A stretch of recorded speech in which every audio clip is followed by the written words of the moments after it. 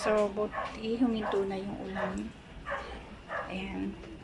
Yung nakalagay dito, pinasok ko na kasi, ayan, tumutuloy yung tubig sa pader. Yung dito, medyo exposed siya. Kaya, linalagyan ko ng ganito. Yung plastic na trapal na medyo makapal. Pero, dito pa naman yung iba kong mga paninda. Kaya lang yung mga nakasabit dito na iba, pinasok ko na.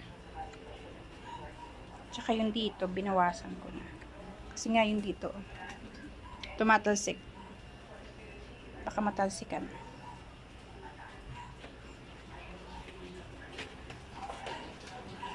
Yan. May ulan pa kahit pa paano.